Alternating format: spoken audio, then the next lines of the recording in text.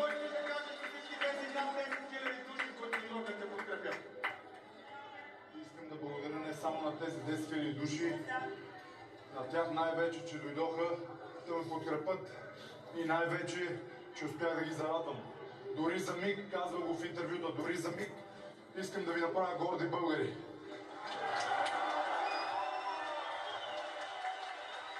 Благодаря на всички на екраните, цял свят българите, всички, които желаяха този успех, не само българи и чужденци също, много шампиони, които дойдоха от Германия.